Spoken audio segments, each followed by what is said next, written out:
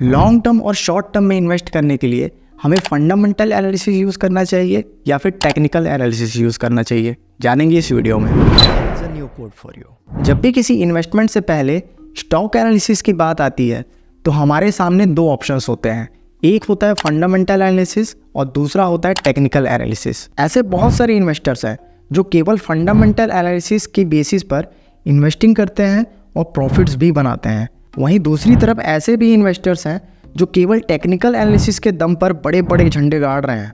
सबसे पहले fundamental analysis को देखते हैं। इसमें इन्वेस्टर इन्वेस्ट करने से पहले कंपनी के सारे फंडामेंटल फैक्टर्स को अच्छी तरीके से चेक करता है, जैसे कंपनी किस सेक्टर में आती है, कंपनी का मैनेजमेंट कैसा है, प्रॉफिट अर्निंग कैसी है, रेवेन्यू, एसेट वैल्यूएशन, इन्वेस्टमेंट्स। इसके अलावा और भी बहुत सारे फैक्टर्स को देखा जाता है, उसके बाद ही इन्वेस्ट किया जाता है।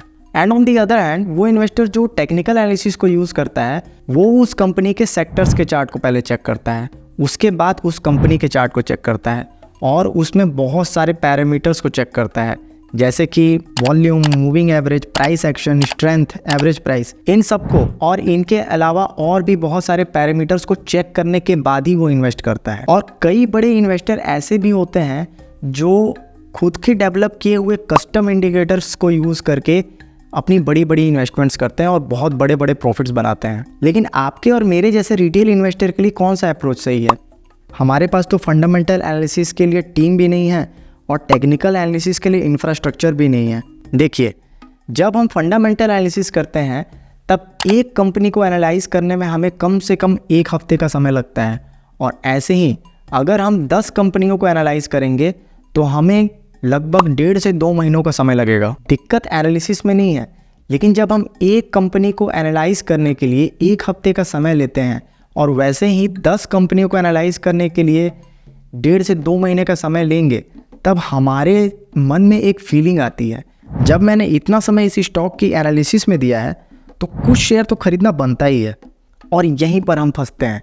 कुछ ना कुछ एक्शन लेने के चक्कर में हम उस कंपनी को ठीक तरीके से फिल्टर आउट किए बिना उसमें इन्वेस्ट कर देते हैं, जो कि बहुत ज़्यादा रिस्की होता है। और जब हम टेक्निकल एनालिसिस करते हैं तब हमें ज़्यादा समय भी नहीं लगता है। हमारे सिस्टम के हिसाब से जिस कंपनी का चार्ट सबसे ज़्यादा पॉजिटिव है हम उसमें इन्वेस्ट कर देते हैं। लेकिन ये तरीका भी सेफ नहीं है। तो अब क्या करें? एक आइडिया है, क्यों ना फंडामेंटल एनालिसिस और टेक्निकल एनालिसिस को मिला दिया जाए, देखते हैं क्या होता है। A few moments later. तो अब हमारे सामने है techno fundamental analysis. This could be a deadly combination. चलिए बताता हूँ। फंडामेंटल एनालिसिस में प्रॉब्लम ये है कि ये बहुत टाइम टेकिंग प्रोसेस है और हम नोइंग एंड नॉट डूइंग के लूप की वजह से गलत इन्वेस्टमेंट भी कर सकते हैं। और टेक्निकल एनालिसिस पे ज़्यादा दिक्कत नहीं है, बट जब हम ऐसी कंपनी के चार्ट्स के एनालिसिस करते हैं जिनके नाम भी हमने नहीं सुने हैं, तब उसमें इन्वेस्ट करना बहुत ही रिस्की हो जाता है। तो टेक्नो फंडामेंटल एनालिसिस में हम एक प्रोसेस को फॉलो करेंगे। सबसे पहले हम अपनी एनालिसिस टेक्निकल एनालिसिस से शुरू करेंगे।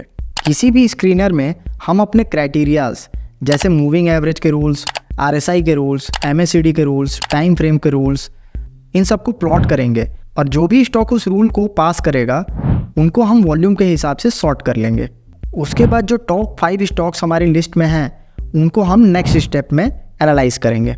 नेक्स्ट स्टेप में हम उन 5 कंपनीज़ के मेन फंडामेंटल फैक्टर्स को चेक करेंगे। सबसे पहले हम प्रोमोटर्स होल्डिंग चेक करेंगे। अगर प्रोमोटर्स होल्डिंग 70 to 75% के बीच में है और वो शेयर्स प्लेज नहीं है, तभी आगे के फैक्टर्स को चेक करना है, जैसे PE ratio, earning per share, revenue, net income, quarter to quarter profit, assets, liability. इसके अलावा अगर आपको और भी फैक्टर्स चेक करने हैं तो बिल्कुल कीजिए। इतना सब कुछ करने में आपको ज़्यादा से ज़्यादा 1 महीने का समय लगेगा और इनिशियल फ़िल्टर की वजह से आपके जो सेलेक्टेड 5 स्टॉक्स हैं उसमें से 2 या 3 स्टॉक्स इन्वेस्टमेंट के लिए बिल्कुल सही ही मिलेंगे आपको। फिर क्या, जो कंपनी सारे फिल्टर्स को सही तरीके से पास कर रही है उस कंपनी को अपने वॉच लिस्ट में डालिए और पिरामिडिंग टेक्निक का यूज़ करके उसमें इन्वेस्टिंग करना शुरू कर दीजिए। बस सिंपल। इस तरीके से एनालिसिस करने से आपको 2 बेनिफिट्स होंगे। पहला तो ये कि आपका कैपिटल सही जगह इन्वेस्ट होगा और दूसरा आपका बहुत सारा समय बचेगा। फंडामेंटल और टेक्निकल एनालिसिस के इस अप्रोच के बारे में आपको यूट्यूब पर कोई भी नहीं बताएगा, क्योंकि सारे के सारे तो आपको ऑप्शंस ट्रेडिंग सिखाने में बिजी हैं। इसलिए मैंने सोचा क्यों ना मैं ही ये काम कर लूँ। अगर आप पिरामिडिंग टेक्निक को समझना चाहते हैं तो राइट वाले वीडियो को देखिए, और अगर कुछ नया सीखना चाहते हैं तो लेफ्ट वाले वीडियो को देखिए।